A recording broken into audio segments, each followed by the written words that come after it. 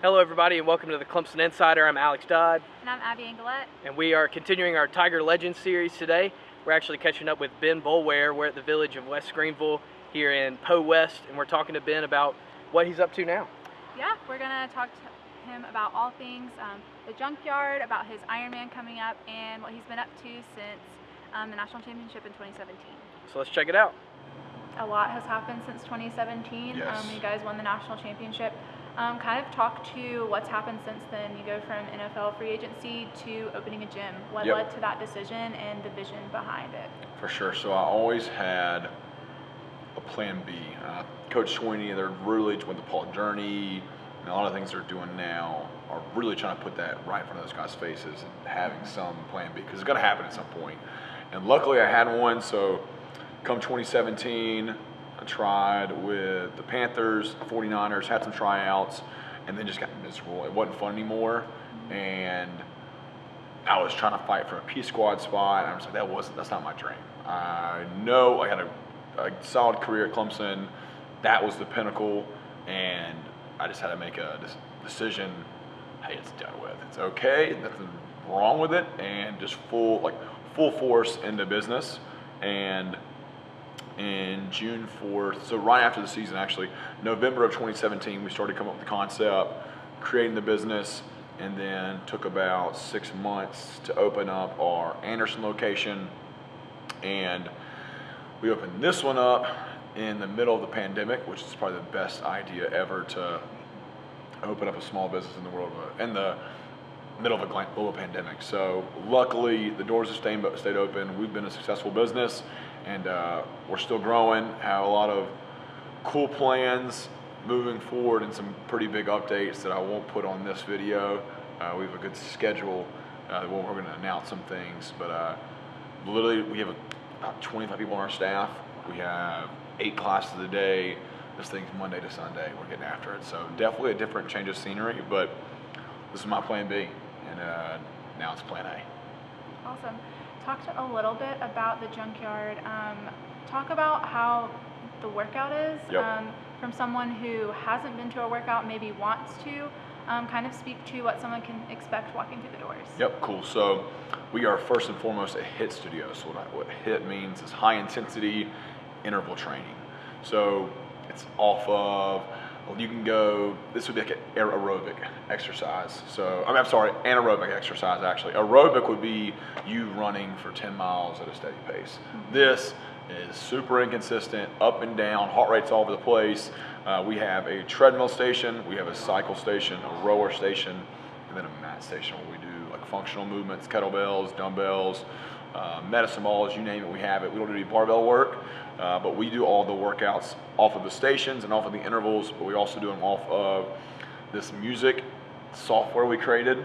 Think of it like the visual of Guitar Hero, which sounds very dumb, I get it. So we plug in this file, and it's able to create a music beat on the screen. It shows a green and a red beat. So when it's green, we set your pace zone. So that's when the beat and the music hadn't dropped yet. So if the song just starts, you'd be walking on the treadmill, we say 60 to 70%. And when the beat drops, and when you naturally would pick your pace up when you're working on the music, now we've created a visual instead of just the audio. Now there's a trigger effect of the change of green to red.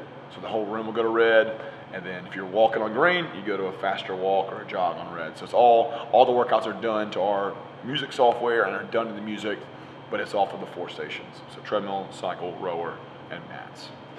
Cool. A lot of stuff. And you kind of talked about the journey from getting to, the NFL free agency to, opening a gym. Talk about maybe like a favorite memory or something like that or maybe a funny memory from that.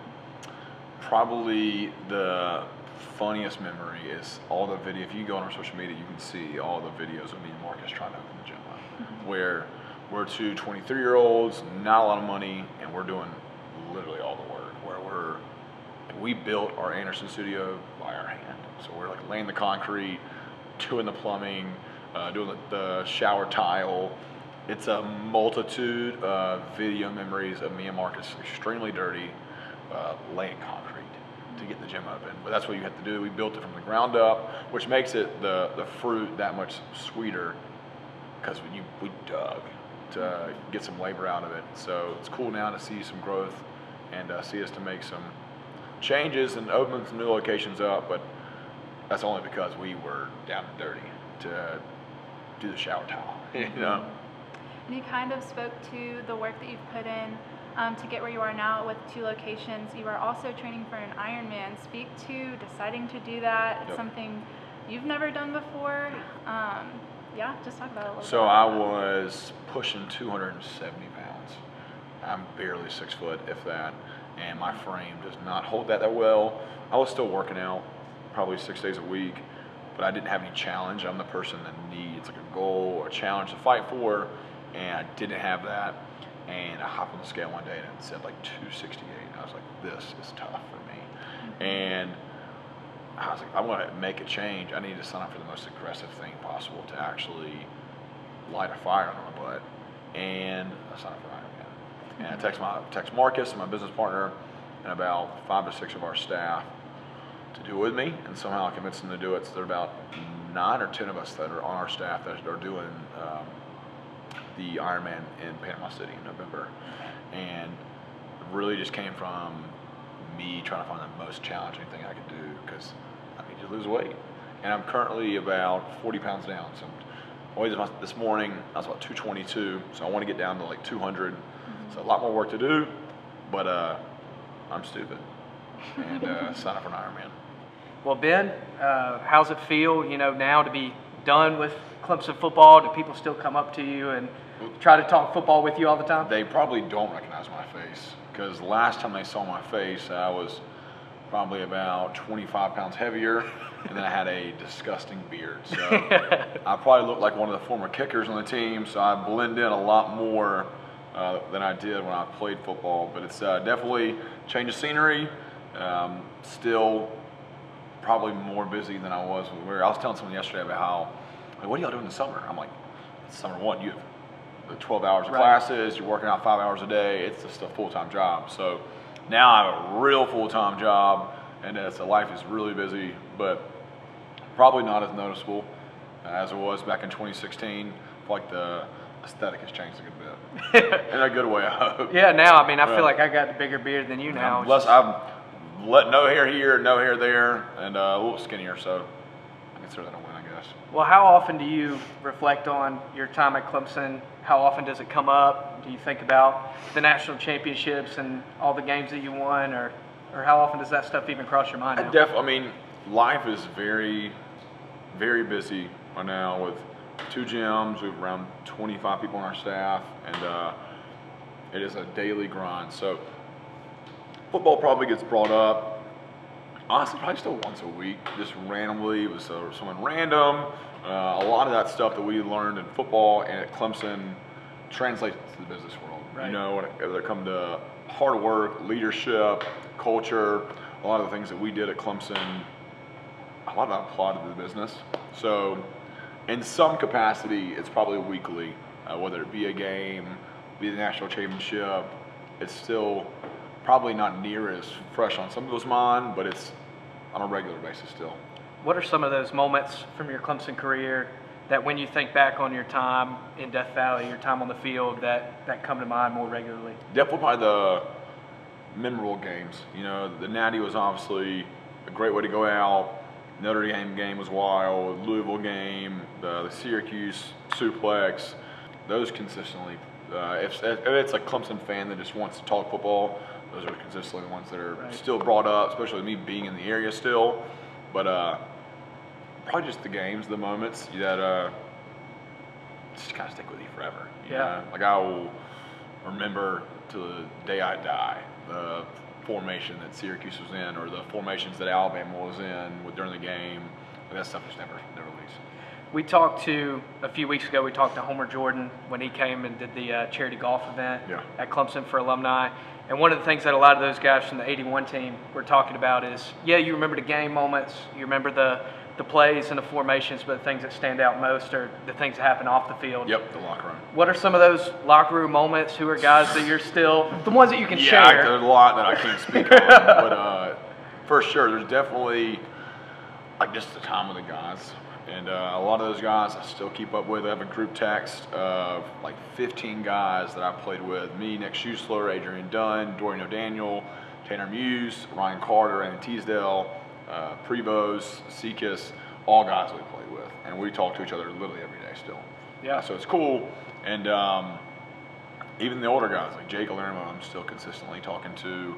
There's Dalton Freeman, who works in downtown Anderson, who played center for Clemson a couple of years ago. We have literally a corporate partnership with his company at the gym.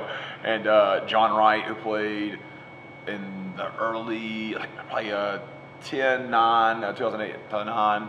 He played DMs from Hannah. He's our realtor. So in some capacity, we're passing ways, and just those relationships stay with you. You're together every single day while you're there.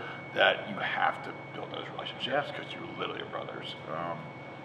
So a lot of good memories. Some I probably can't speak about, but good ones for sure. How have those relationships evolved from the time that you hung up the pads and decided that you were moving on to now? All of you guys are grown men now. Some of your teammates have families, and you're all in different stages of life. Some people obviously like Hunter and are playing in the NFL now, but other guys are doing the same kind of thing you are, starting businesses. It's so different. So in regards to Hunter's still playing ball, and I talked to Hunter last week about buying some land. So me and my fiance are looking to build a home in the upstate. We want to find some land. So instead of me 5 years ago talking to Hunter about something with football or a play or defense, whatever, I said, you have any land in the area? A couple of months ago, so my roommate for 4 years was Nick Schusler, and he's a financial advisor in Atlanta.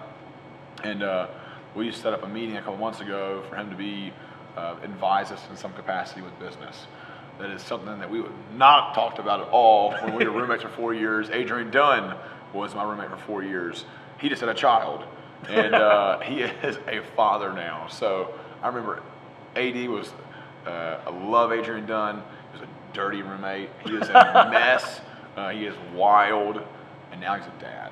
So just times change very, very quickly, and seasons change, but it's life, so it's cool. Yeah. Talking about kind of shifting gears to this year's team and what maybe you're expecting from Clemson. I know actually this week Venables is getting a contract extension. He's doing a re-up on that. He earned it. How influential was he at your time at Clemson, and do you guys still keep in touch and that kind of thing too? Yep. So I will, till the day I die, speak highly of Coach Venables. He changed my life as a football player. He was probably one of the main reasons I had the career that I did, because of just like the football lessons, the hard work lessons, the being organized, structured, consistent. Those lessons allowed me to have the career I did, and that's all because of him. I had a good foundation with being a hard worker, but I wouldn't have had any of those accolades if it wasn't for Coach V. And he's an incredible football coach, incredible leader, father, husband, Christian, and I didn't even know he got a contract for us, but he's earned it. I'm glad he's staying there. There's always conversations about him being a head coach. I don't think he wants that stress, and nor does he care about the hoopla that comes with being a straight head coach. Times change, and money will make you do a lot of things. So if he obviously got the right offer, who knows what happened, but I'm glad that's happened because I feel like he wants to stay. Yeah. And Coach Venables is my guy. Let's talk about that Clemson defense that's coming back this year. It's going to be a veteran unit, a seasoned unit, but you also have those younger guys on the defensive line with another year of experience. Right. What do you expect from this Clemson defense? I know a lot of people think maybe it can get up to the level of some of the teams that you played with. Yep. So that reminds me of my sophomore year.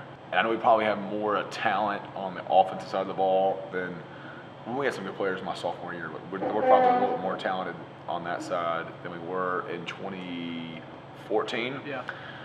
But we had, I think, 10 seniors my sophomore year, and I was the only guy that was I was rotating with Tony Stewart, but we were the number one defense in the country. And it was because we had that senior leadership. We had the Grady Jarrett's, the Stephon Anthony's, that was no nonsense. And I can't speak on, I know Jay, Scousey is a dog. He's a good leader. I don't know all the guys on the defense, but all I can speak on is my experience. My sophomore year, those guys didn't play around. And the standard was already set, and that's why we were so consistent as a defense, is because of that. Like, we were talented. There's probably plenty of guys who are 3 or 4 stars, but the main thing, they're really leaders, and that's the main thing that you need. I imagine with them being veteran guys, being in Coach Sweeney's environment and culture, you're just going to naturally turn into a good leader. So definitely expecting a lot of good things out of that defense. With age, you get a little more wise, and I think the work will show come this year, especially on that side of the ball. Do you think this is the team that has a chance to, now every team, it feels like every year they have a chance to win a national championship. Do you think this is the team that's going to get it done again, that these guys can go and win a national title? I can't give you a good opinion on that, honestly. I'm too far away, and if they have the chance, that'd be, I haven't done enough research to tell you, like, I know Skowski's a good player. I know Balin, and then, like, the quarterback, the running back, all those guys are good players. I don't really know them that well for me to tell you, this is the year. So I don't want to give you. I could give you a headline, and then someone's going to probably bite me in the ass. In a couple of years, we go 0-12. I don't know. I imagine we'll be a good team, and the processes and the schedule and the way Coach Sweeney runs his program, that they're going to be consistent. Yeah. Now, whether they win that national championship or not, you got to be one of those teams that has it, and we'll see. Well, Ben, thanks so much for talking with us today. And everybody, make sure you keep up with the Clemson Insider for the most complete coverage of Clemson athletics. We've got more Tiger Legends things coming up in the coming weeks. We also have ACC Kickoff and Dabo's Media Day coming up this coming week. So thank you guys, and have a great day.